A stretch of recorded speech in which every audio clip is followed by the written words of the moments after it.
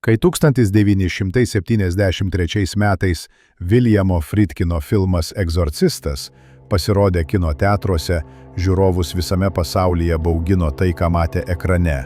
Žmonės alpo, vėmė ir bėgo iš kino teatrų. Daugelis manė, kad žiūri gryną pramaną, tamsiausias Holivudo rašytojų vaizduotės.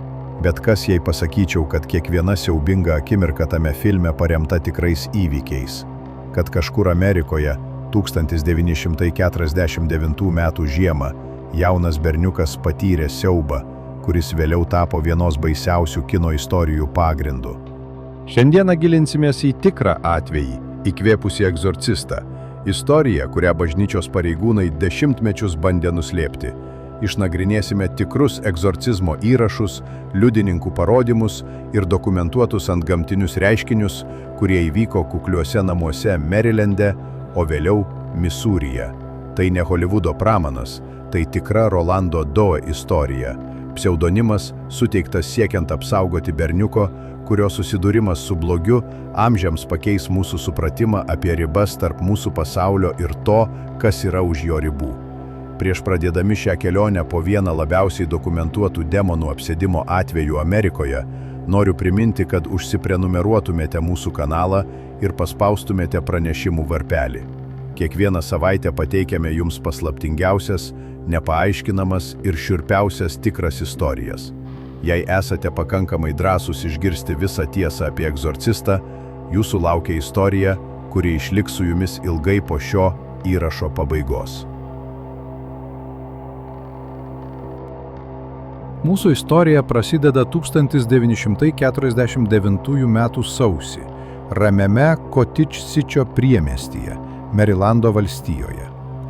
14-metis Rolandas Doe gyveno su savo tėvais iš Vokietijos liuteronų bendruomenės, tipiškose viduriniosios klasės namuose. Kaimynai ir šeima Rolandą apibūdino kaip normalų, gerai besielgiantį paauglį. Galbūt šiek tiek drovų, bet tikrai nieko, kas primintų tai, kas netrukus jam nutiks. Vėlesnių įvykių katalizatorius kilo iš netikėto šaltinio – Rolando mylimos tetos Harriet. Harriet buvo spiritizmo praktikuotoja, kuri savo jauną sūnėną supažindino su antgamtiniu pasauliu per regis nekenksmingus žaidimus. Jie išmokė jį naudotis Ouija lenta, aiškindama, kad tai būdas bendrauti su dvasiomis ir galbūt net su mirusiais artimaisiais. Rolandui šie susitikimai su teta buvo jaudinantys paslaptingi nuotykiai. Ypatingas ryšys tarp jų privertė jį pasijusti suaugusiu ir svarbiu. Tačiau 1949 metų sausio pabaigoje teta Harriet staiga mirė. Rolandas buvo sugniuždytas. Moteris, kuri jam buvo tarsi antra motina, dingo, o sielvartas ypač stipriai paveikė jautrų paauglį. Trokšdamas palaikyti ryšį su mylima teta, Rolandas pradėjo vienas naudotis Ouija lenta, tikėdamasis pasiekti jos dvasią bet kurioje jos dabar gyvenamoje srityje. Tai, kas prasidėjo kaip nekalti bandymai bendrauti su mirusiu giminaičiu, netrukus pakrypo niūria linkme. Rolandas teigė, kad per šias individualias Ouija sesijas jis pradėjo gauti žinutes, ne iš tetos Harriet, o iš kažko visiškai kito.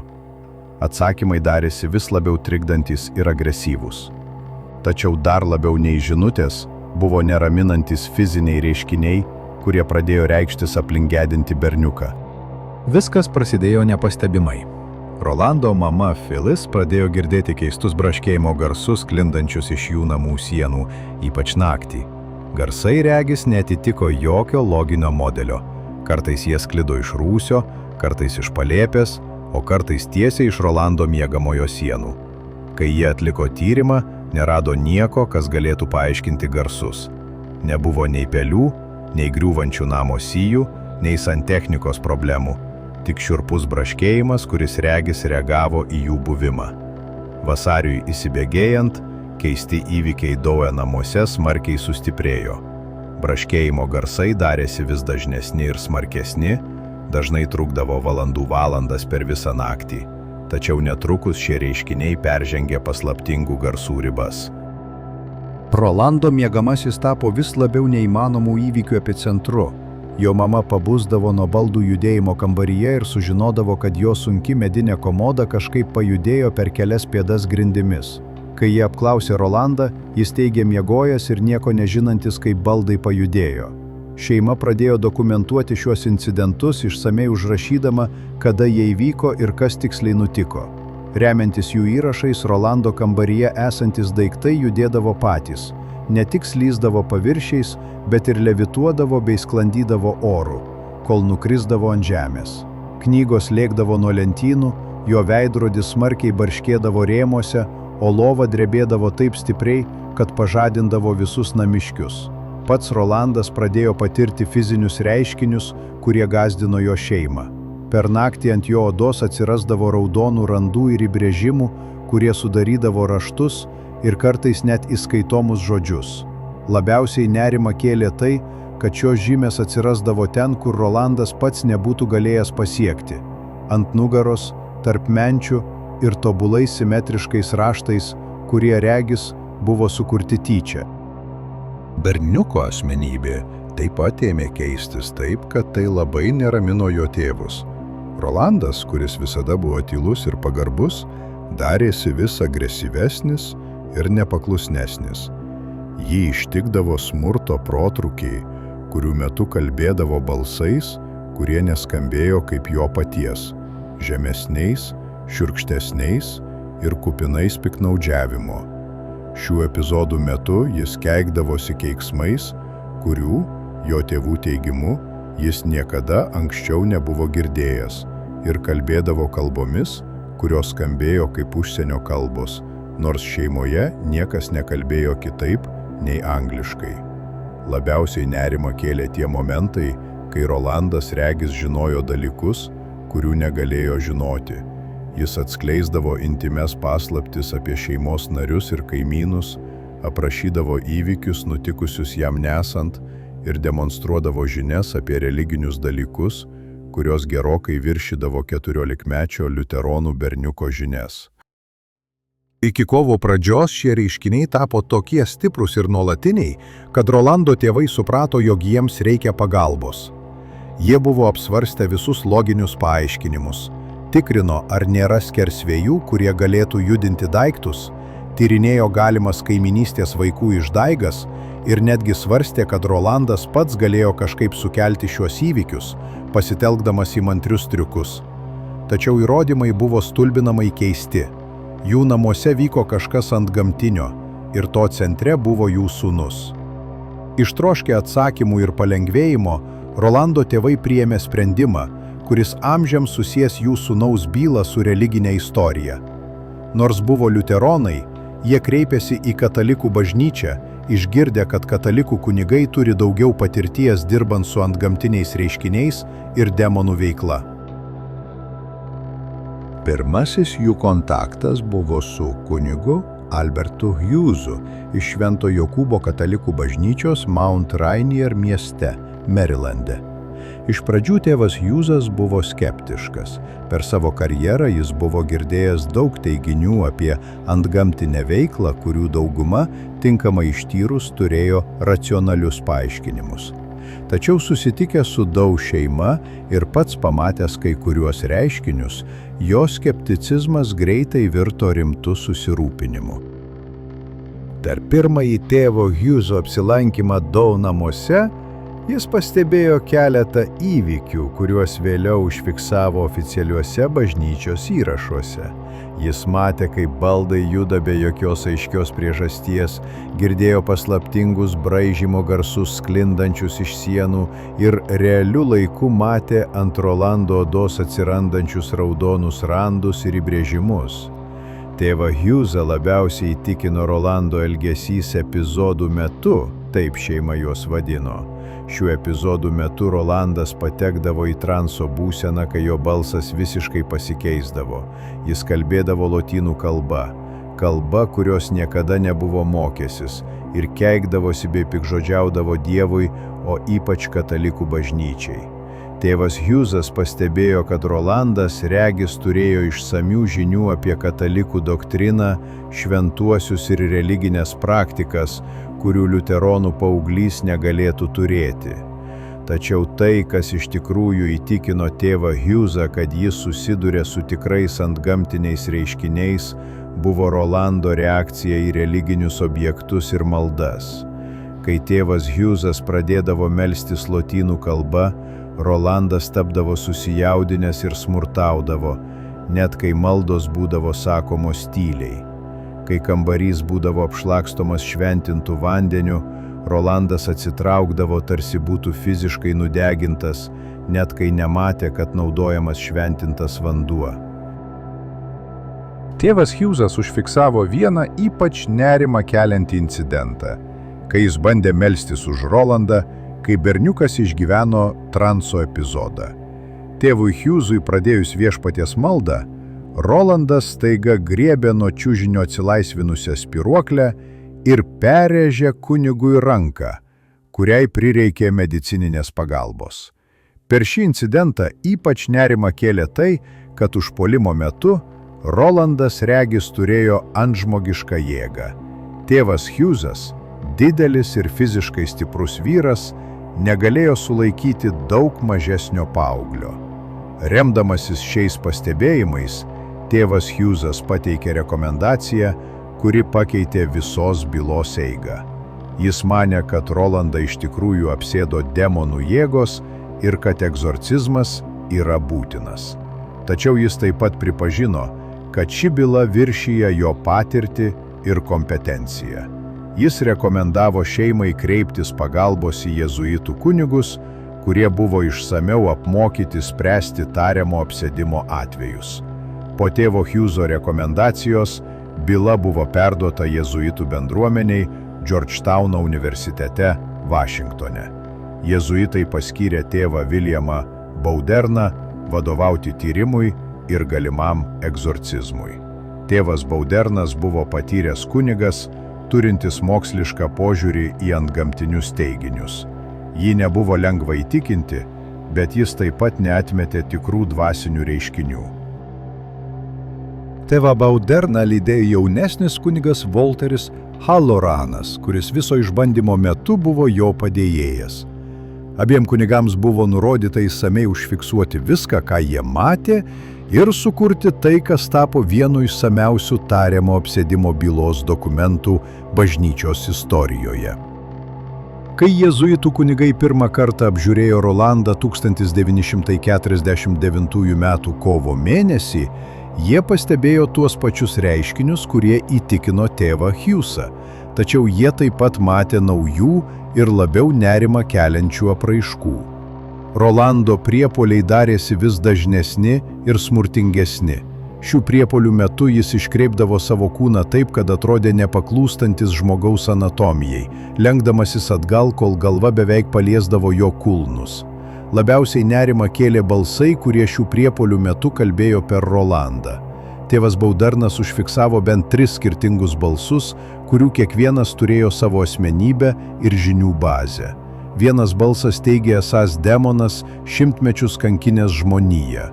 Šis balsas įsitraukdavo į teologinius debatus su kunigais, demonstruodamas išsames bažnyčios istorijos, lotynų liturgijos ir Biblijos interpretacijos žinias, kurios gerokai pranoko Rolando išsilavinimą ar patirtį. Kitas balsas buvo labiau vaikiškas ir regis maldavo pagalbos, teigdamas, kad tai tikrasis Rolando personažas laikomas demonų įkaitu. Šis balsas maldavo kunigų jį išgelbėti ir teikė informaciją apie Rolando gyvenimą ir šeimą, kurios tikslumą kunigai galėjo patvirtinti. Trečiasis balsas buvo pats pikčiausias ir baugiausias. Jis grasino kunigams, jų šeimoms ir pačiai katalikų bažnyčiai. Šis balsas atskleisdavo privačią informaciją apie kunigų gyvenimą, įskaitant gėdingas asmeninės paslaptis ir detalės apie jų religinius pašaukimus, kurių Rolandas neturėjo žinoti. Tėvo Bowderno įrašuose taip pat užfiksuota daugybė atvejų, kai atrodė, kad tai buvo antgamtiniai fiziniai reiškiniai. Rolando akivaizdoje esantys objektai judėdavo be jokios akivaizdžios priežasties. Epizodų metu jo kambaryje temperatūra staiga ir smarkiai nukrisdavo. Svarbiausia, kad ant Rolando odos atsirasdavo žodžiai ir simboliai, kartais taip giliai įrėžti, kad palikdavo nuolatinius randus. Kunigai užfiksavo vieną ypač reikšmingą įvykį, kai epizodo metu Rolando krūtinėje buvo įbrėžtas žodis Louis. Jie tai interpretavo kaip demonų žinutę, rodančią, kad Rolandą reikia nuvežti į St. Louisą, Misūrio valstijoje, kur labiau patyrę egzorcistai galėtų atlikti reikiamus ritualus. Ši žinutė tapo lūžio tašku byloje. Reiškiniams toliau stiprėjant, tėvas Baudernas nusprendė pradėti preliminarius egzorcizmo ritualus. Tačiau šie pirminiai bandymai regis pablogino, o ne pagerino Rolando būklę.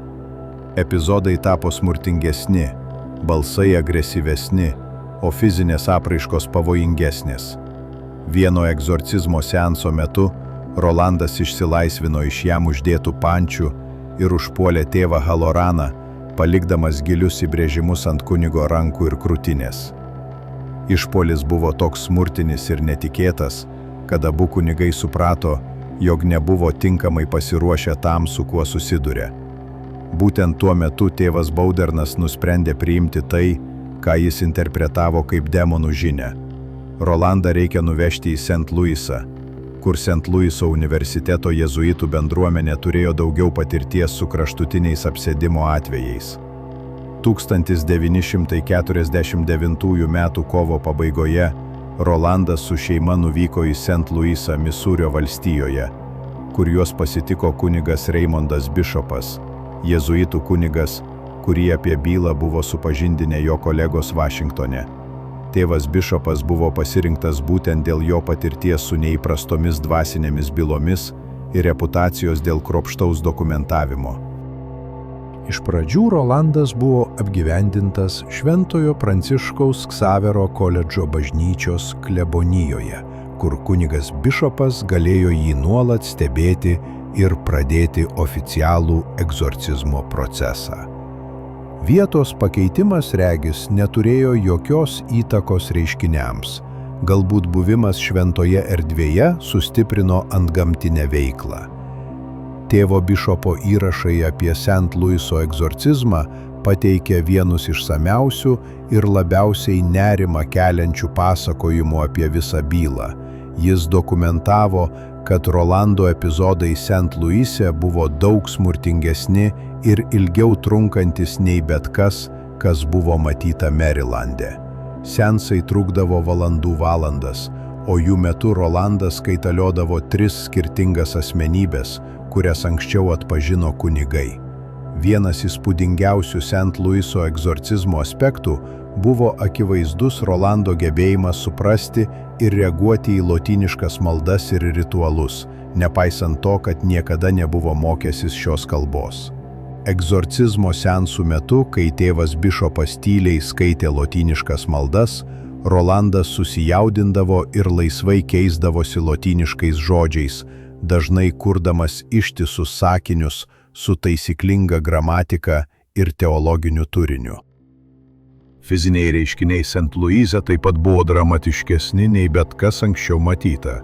Tėvas Bishopas dokumentavo atvejus, kai Rolandas levituodavo virš savo lovos, kelias minutės kybodamas ore, išlaikydamas sustabarėjusias, nenatūralias pozas. Sunkus baldai jo kambaryje seansų metu judėdavo grindimis, o religiniai objektai su didžiulė jėga būdavo mėtomi po kambarį. Jausiai nerimą kėlė fizinės žymės, kurios atsirasdavo ant Rolando kūno egzorcizmo seansų metu. Tėvas Bishopas dokumentavo, kad žodžiai realiuoju laiku atrodydavo įbrėžti Rolando odoje, dažnai užrašydami šventvagiškas žinutes ar grasinimus kunigams. Šios žymės atsirasdavo tose vietose, kurių Rolandas pats negalėdavo pasiekti, ir susiformuodavo su tobulomis raidėmis, kurios rodydavo antgamtinę kilmę. Egzorcizmo seansai St. Louise tęsėsi kelias savaitės, tėvas Bishopas kelis kartus atliko visą katalikišką egzorcizmo ritualą. Kiekvienas seansas buvo fizinis ir dvasinis išbandymas visiems dalyviams. Rolandas kovodavo su maldomis su antžmogiška jėga, todėl jam laikyti prireikdavo daugybė žmonių. Jo balsas keisdavosi tarp skirtingų demonų asmenybių, kiekviena tapdavo vis agresyvesnė tęsiantis maldoms. Tėvas Bishopas pastebėjo, kad demonams regis ypač kėlė grėsmę tam tikros konkrečios maldos ir religiniai objektai. Paminėjus šventąjį arkangelą Mykolą, Rolandas imdavo smurtauti, o šventųjų relikvijų buvimas sukeldavo matomą fizinį skausmą, įskaitant tai, kas atrodė kaip nudegimų žymės ant odos, ten, kur objektai priartėdavo prie jo. Po kelių savaičių intensyvių egzorcizmo seansų, kurių metu nebuvo matyti didelės pažangos, tėvas bišopas nusprendė išbandyti paskutinį, agresyvesnį metodą. Jis surengė maratono egzorcizmo seansą, kuris tęstųsi nepertraukiamai, kol demonai būtų išvaryti arba jie pripažintų pralaimėjimą.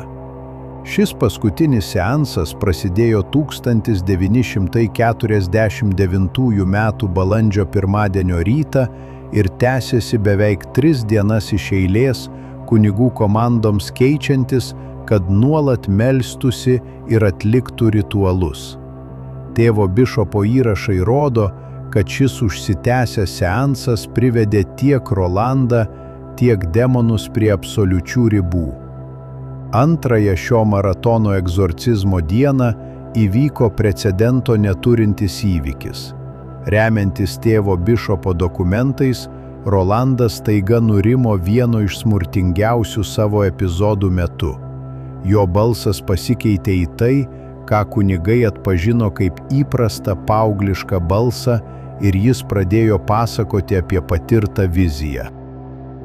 Rolandas teigė matė šventąjį Mykolą arkangelą pasirodantį jo kambaryje, kovojantį su jį kankinusiais demoniškais padarais. Jis išsamei aprašė sceną, sakydamas, kad šventasis Mykolas laikė liepsnojantį kardą ir liepė demonams išeiti Dievo vardu. Rolandui aprašant šį regėjimą, kunigai pastebėjo, kad kambaryje esantys antgamtiniai reiškiniai, judantys objektai, temperatūros pokyčiai, keisti garsai ėmė slūgti. Tada, tai ką tėvas vyskupas apibūdino kaip dramatiškiausią viso atvejo akimirką, Rolandas staiga sušuko: "Šventasis Mykolai", balsu, kuris skambėjo visiškai normaliai ir sveikai. Ta pačia akimirką visame pastate pasigirdo didžiulis trenksmas, tarsi kažkas sunkaus būtų nukritęs ar sviestas su didelė jėga. Tačiau kai kunigai apžiūrėjo, jie nerado nieko pajudėjusio ar pažeisto. Nuo tos akimirkos Rolando būklė ėmė sparčiai gerėti. Priepuoliai visiškai liovėsi, balsai dingo ir jokių kitų antgamtinių reiškinių nepastebėta. Pats Rolandas neprisiminė daugumos to, kas nutiko jo apsėdimo metu. Jis prisiminė tik patirties fragmentus, apibūdindamas tai kaip įstrigimą košmare, iš kurio negalėjo pabusti.